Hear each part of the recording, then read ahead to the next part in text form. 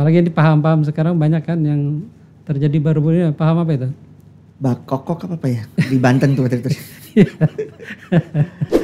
Ada fenomena yang sering kita dengar, itu fenomena hijrah. Ya, ya. Banyaknya kalangan artis gitu ya.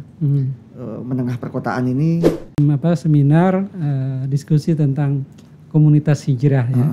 Yang memang itu lagi marak ya.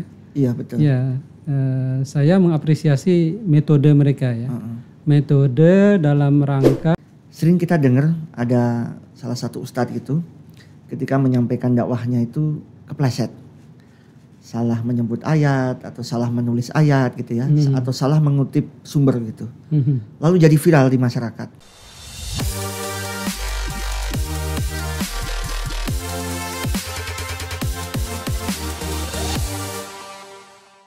Assalamualaikum warahmatullahi wabarakatuh.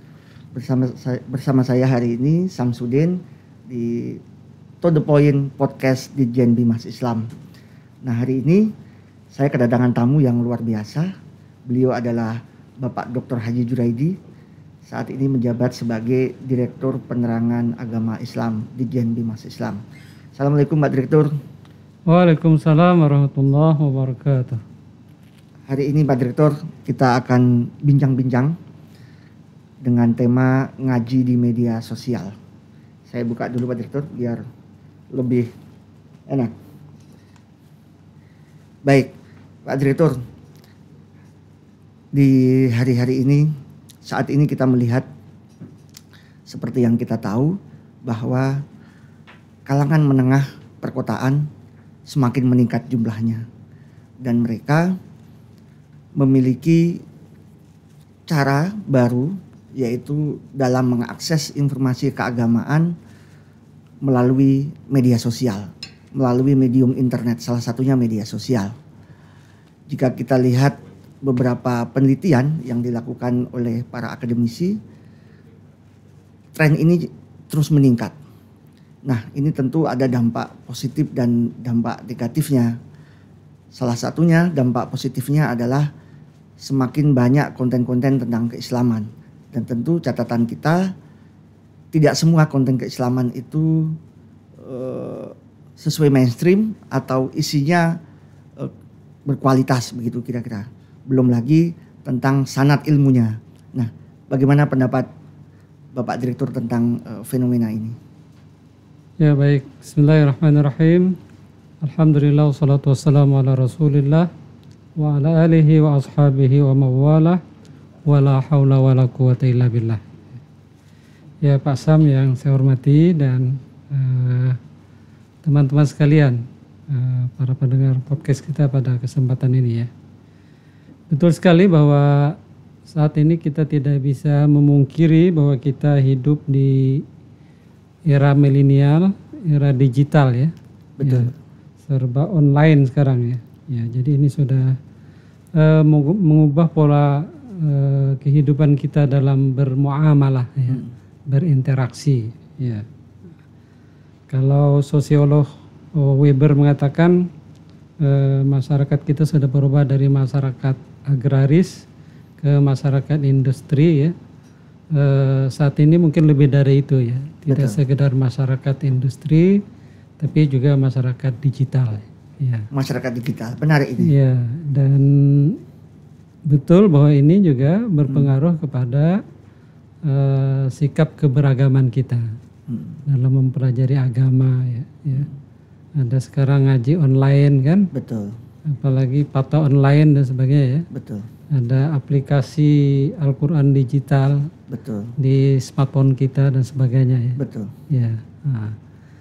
Nah tentu pandangan Islam terhadap ini saya pikir para ulama dulu sudah mengantisipasi ya.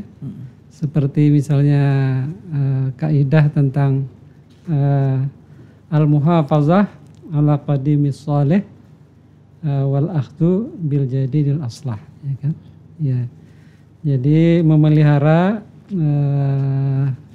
yang lama yang masih bagus dan juga mengambil yang baru yang lebih bagus. Yang lebih bagus. Iya.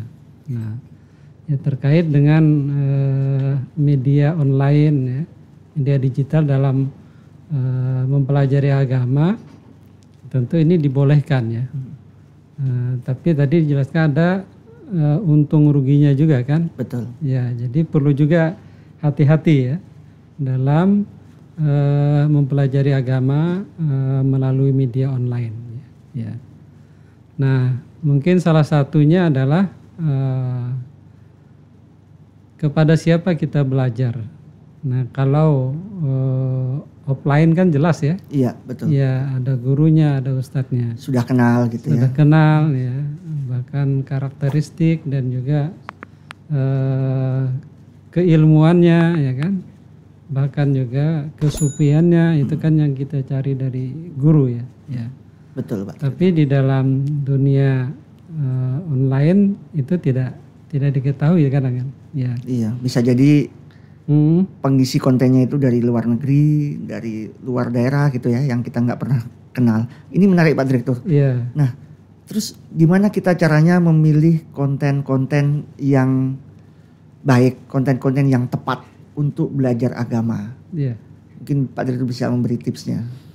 Iya, memang ada makalah tentang misalnya unzur maqal wala tanzur mangqal. Ya. Lihatlah apa yang dikatakan, jangan lihat siapa yang mengatakan. Betul, dan itu populer ya. Populer sekali ya. Tapi ada yang kebalikannya, unzur mangqal wala tanzur maqal. Jadi ada orang yang sudah mengidolakan seseorang ya. Dia harga mati bagi dia itu. Mati. Iya. Dan itu fenomena saat ini. Ya itu juga dia di dunia online juga begitu saya pikir ya. Iya. Misalnya dia mengidolakan seseorang ya, maka dia bela terus itu. Apapun pendapatnya tidak peduli ya, malah dibela kalau dia dianggap salah, malah dibela kesalahannya ya. Itu. Nah begitu juga dari sebaliknya ya. Ada yang melihat yang penting isinya, kontennya ya, tidak peduli dari mana itu ya.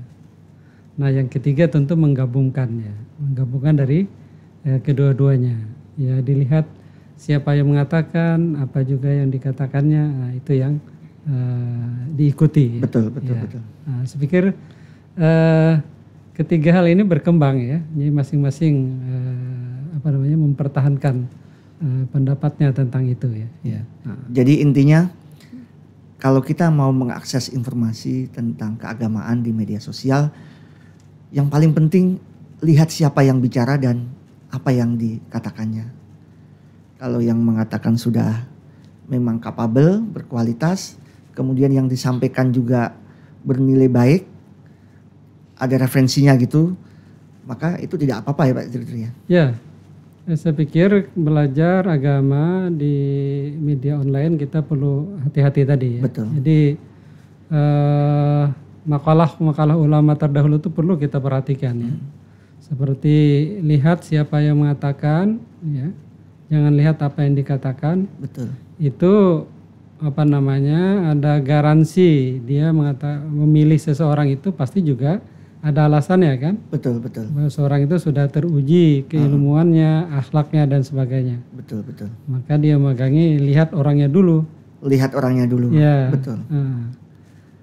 Tetapi juga tadi ada yang mengatakan lihat apa yang dikatakan, ya.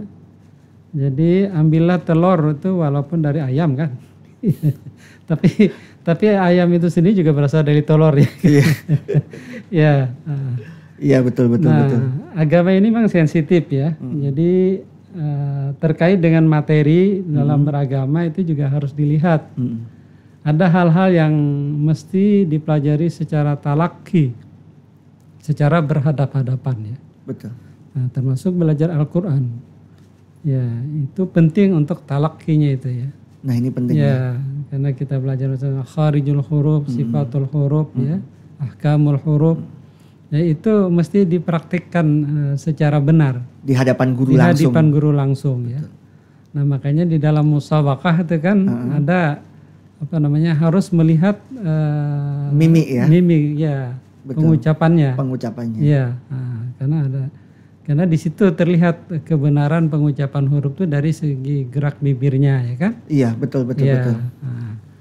Nah itu tidak mungkin melalui online tadi kan? Online. Iya. Apalagi hanya suara. Iya, apalagi suara kan Nggak bisa. belajarnya.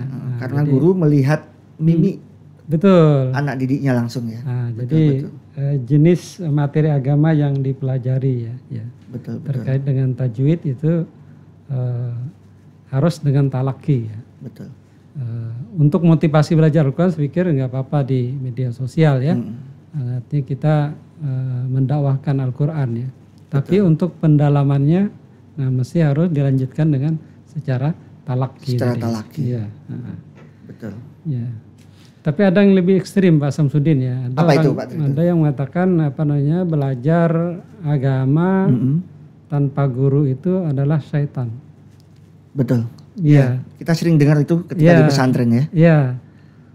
Apa itu maknanya Pak Direktur? Ya, jadi orang yang belajar tanpa guru biasanya kalaupun benar maka dia menjadi setan. Datangnya dari setan.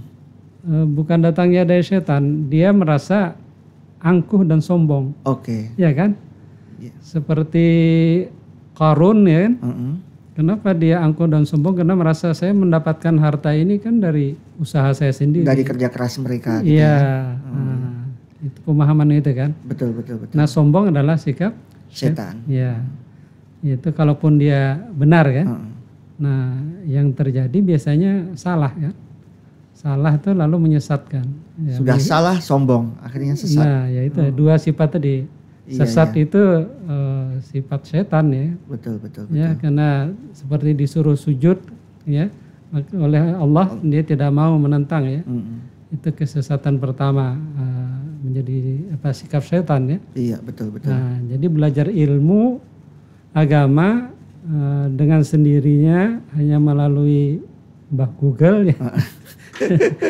Dan salah pemahamannya itu maka menyesatkan. Betul. Sesat dan menyesatkan. Menyesatkan. Dia sesat dan diajarkan kepada orang lain lalu menyesatkan kan. Ya. Apalagi di paham-paham sekarang banyak kan yang terjadi baru-baru ini. Paham apa itu? Bakokok apa ya? Di Banten tuh waktu itu. Ya itu kan. Nah, lalu menyesatkan orang lain. Ya. Kalau tadi dia benar, dia tidak ada terima kasih, tidak ini, lalu dia menjadi sombong. Jadi dua-duanya setan. Makanya belajar tanpa guru itu seperti menjadi setan ya. Ya. Ini penting nih. Jadi belajar wajib ada gurunya intinya. Ya ini wajib ada gurunya. Ya ini satu pendapat yang ini ya.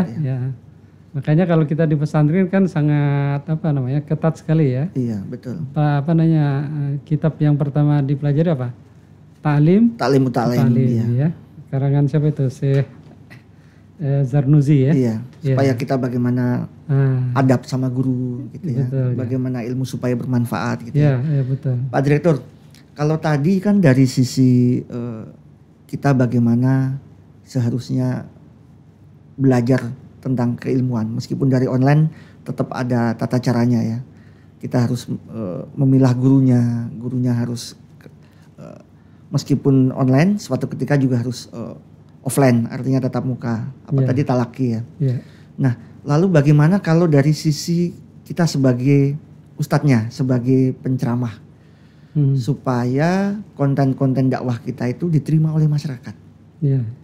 Ya, jadi betul sekali bahwa kita tidak bisa melepaskan diri dari dunia digital sekarang ya. Betul. Ya, ya kalau dulu ya tadi ya.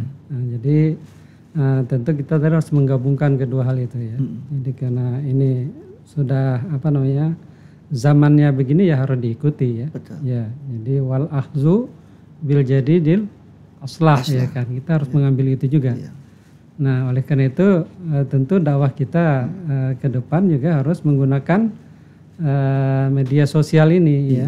Ya, kalau tidak ketinggalan jauh kita nanti kan ya. Nah, karena itu konten-konten di media sosial harus diisi dengan konten-konten yang positif. Yang ya. positif. Ya, pelajaran agama ya kan. Ya.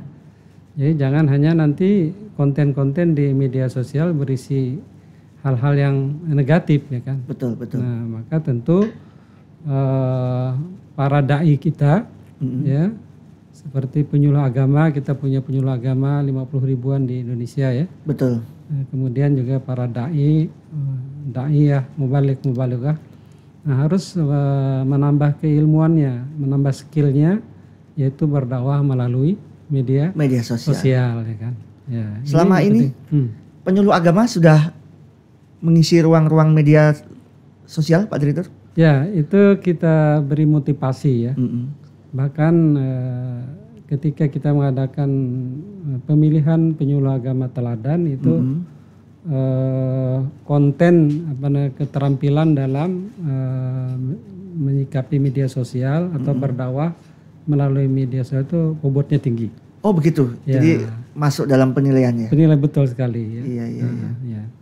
Nah termasuk juga angka kredit ya. Karena penyuluh agama yang PNS khususnya itu dia kan harus mengejar angka kredit untuk bisa naik pangkat. Baik. Nah jadi, itu juga konten-konten kreativitas dia dalam berdakwah menggunakan medsos itu bobotnya juga tinggi, angka kreditnya tinggi. Baik. Jadi sahabat To The Point, penyuluh agama ini berjumlah 50 ribu seluruh Indonesia. Ya, ada di setiap kecamatan. Iya. Gitu ya. Betul. Dan mereka ini memang orang yang dipilih untuk memberikan penyuluhan di masyarakat. Betul. Tentu sudah memiliki kapasitas dan kapabilitas keilmuan keagamaan yang mumpuni. Betul. Gitu. Jadi perannya sudah luar biasa. Jadi kalau ada konten keagamaan dari teman-teman penyuluh ini, jangan lupa dilihat, disaksikan, di-share ke teman-teman yang lain supaya konten-kontennya semakin menyebar gitu Pak Direktur ya. Iya betul sekali. Terlebih di saat pandemik COVID-19 yang belum berakhir ini kan. Jadi kalau pengajian offline kan sekarang sementara kan dihentikan ya kan. Iya, semua ke online. Iya betul sekali. Nah maka itu kalau teman-teman penyuluh tidak bisa memanfaatkan ya. Betul. Ya dia tidak bisa melaksanakan tugasnya dengan baik. Ya. Baik. Ya apalagi menyikapi masalah corona ini kan. Ya jangan sampai juga pemahaman tentang corona ini juga salah ya. Nah ini kontennya berarti kan. Iya banyak hoax di sana. Iya ada yang menyikapi misalnya. Kita hanya takut kepada Allah, ngapain takut kepada corona? Iya betul. Dan itu sempat viral itu. Ya ini konten yang dikategorikan Jabariyah, ya kan? Jabariyah. Iya. Dan itu salah dalam memahami. Memang kita hanya takut kepada Allah ya. Ya, jangan takut kepada yang lain ya. Jangan takut kepada corona ya. Itu menyamakan Allah dengan corona ya. Kan tentu berbeda masalahnya itu ya. Iya. Padahal kita harus ikhtiar ya. Nah itu makanya ada di samping Jabariyah kan ada Qadariyah. Ya. Nah, kalau Mu'tazilah itu terlalu lebay ya. Iya terlalu berlebihan ya. Mengagungkan rasionalitas pikiran. Iya.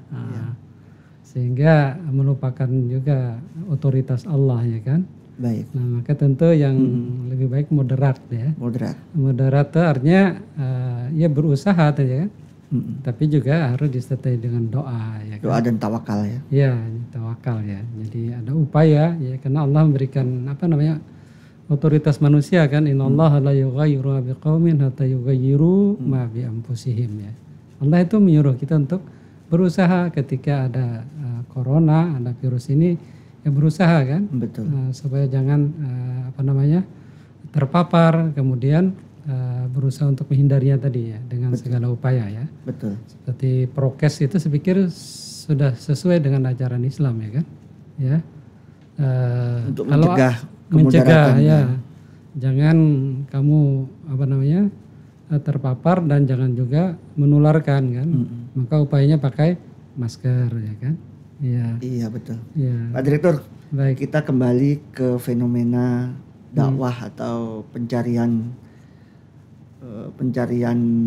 konten-konten keagamaan yang bertebaran di internet, khususnya di media sosial. Ya. Ada fenomena yang sering kita dengar, itu fenomena hijrah. Ya. Banyaknya kalangan artis, gitu ya. Menengah perkotaan ini seringnya dalam melakukan bimbingan keagamaan itu melalui komunitas.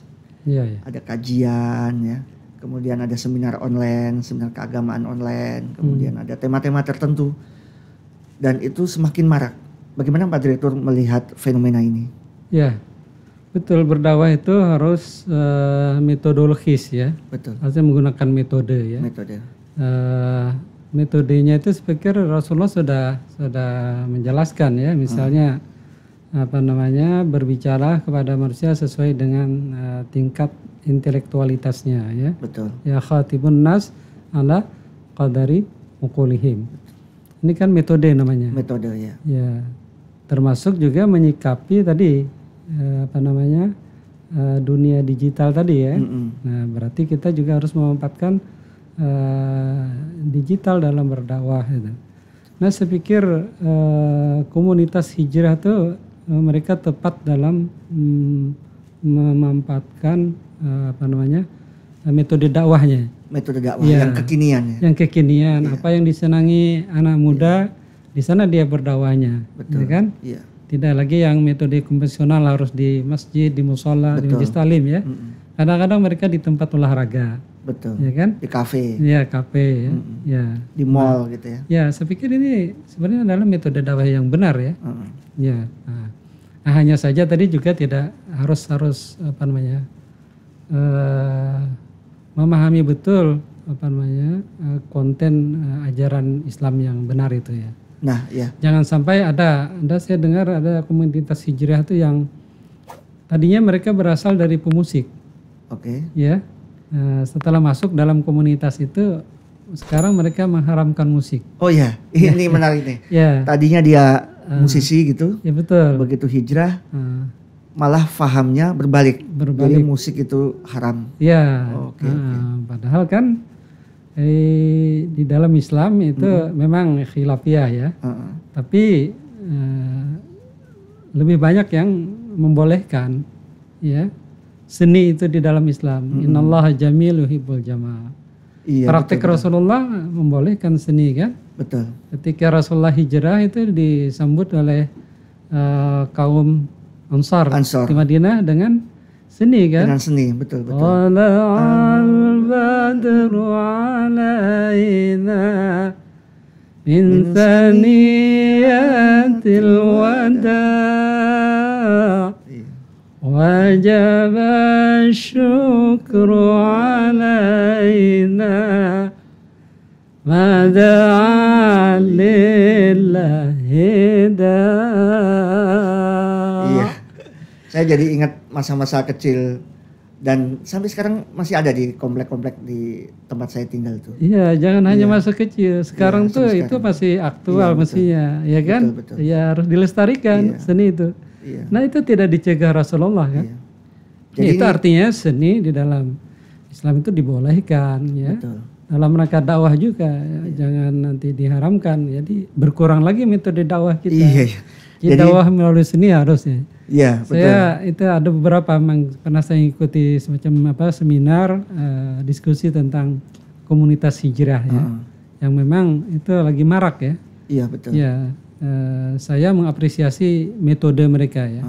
Metode dalam rangka menarik ya komunitas itu ya, Iya, melatih madu'unya ya. Iya, meluaskan metode dakwah ya. Iya betul sekali. Sehingga anak-anak muda tertarik itu luar biasa kan. Iya.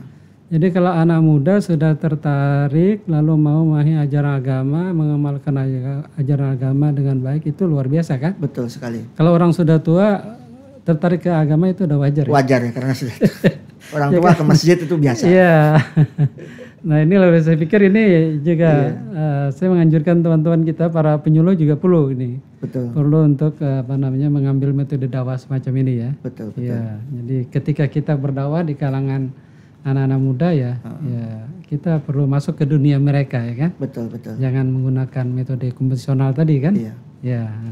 Baik. Ya. Pak Direktur. Kalau perlu tidak harus pakai peci kan. Oh ya. Makanya saya hari ini nggak pakai peci nih. Iya. Biar lebih milenial ya. Pak Direktur, kita masuk kepada materi. Sering kita dengar ada salah satu ustadz gitu ketika menyampaikan dakwahnya itu kepleset, salah menyebut ayat atau salah menulis ayat gitu ya, atau salah mengutip sumber gitu, lalu jadi viral di masyarakat. Ada yang dibully gitu ya. Nah, bagaimana seharusnya kita sebagai pendakwah gitu menyikapi hal ini? Ya betul.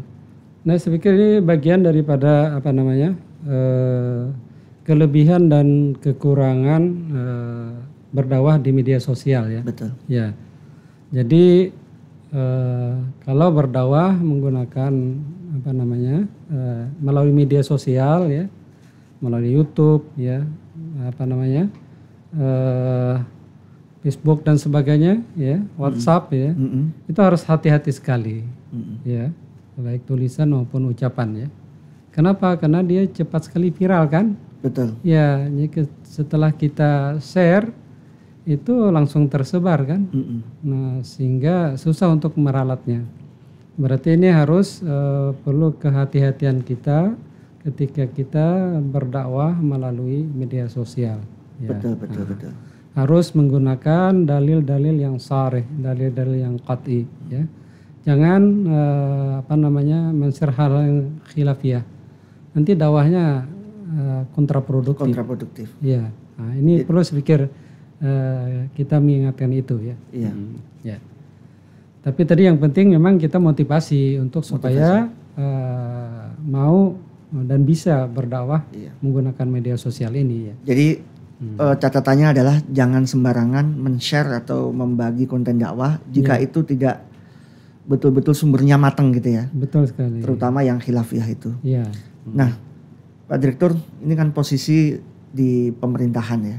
Iya. Ada nggak program-program pemerintah untuk memperkuat dakwah di media sosial, di internet ini untuk pembentukan karakter anak muda saat ini, terutama di generasi milenial dan generasi di bawahnya? Iya. Ya, di Direktorat Penerangan Agama Islam kita melakukan semacam motivasi ya, apresiasi terhadap teman-teman yang berdakwah, dan juga motivasi terhadap generasi muda kita supaya yang mereka pintar, pandai dalam menggunakan media sosial ya.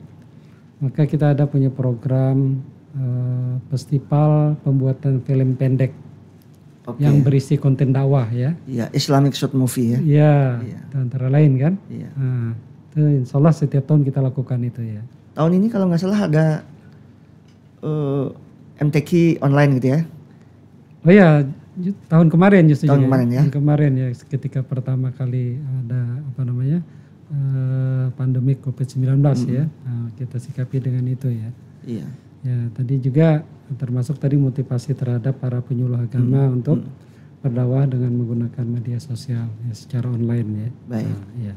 Saya pikir itu ya. Ya. Mungkin Pak Direktur ada pesan-pesan pada para pendakwah atau para teman-teman muda yang memang hanya memiliki waktu sedikit untuk belajar agama, lalu belajar agamanya melalui online. Ya. Gitu. Apa pesan-pesan Pak Direktur terhadap kaum muda? Ya.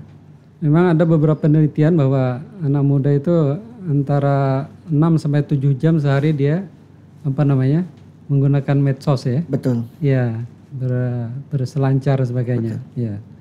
Nah, saya pikir perlu juga digunakan dalam belajar agama. Ya. Kan tetapi perlu kehati-hatian ya. Perlu kehati-hatian. Kehati-hatian tadi perlu kita mengetahui, lebih bagus tahu siapa sumber narasumber kita dalam menggali atau mempelajari ilmu agama melalui medsos tadi. Itu yang penting, garansinya pertama siapa yang mendakwahkan itu. Betul. Kemudian juga harus membandingkan konten dakwah yang disampaikan dia ya. Betul. Ya, kemudian ada hal-hal yang perlu dipelajari secara talaki. Oke, ya. Baik. Ini untuk para generasi muda, kaum milenial yang belajar agama melalui media sosial. Ya. Nah, bagi teman-teman yang sudah kategori penyuluh agama, dai, mubalik ya, itu memang perlu memanfaatkan media sosial ini, ya. Karena kita ketinggalan kalau hanya berdakwah melalui offline ya melalui. Nah, jadi harus juga menggunakan tadi metode yang kekinian ya. Metode kekinian. Ya, memperhatikan kepada siapa kita berdakwah. Baik. Ya, saya pikir gitu ya. Baik, terima kasih Pak Direktur Dr. Ahmad Juraidi, Direktur Penerangan Agama Islam. Demikian podcast To The Point kali ini. Baik, terima kasih sama-sama. Assalamualaikum warahmatullahi wabarakatuh. Waalaikumsalam warahmatullahi wabarakatuh.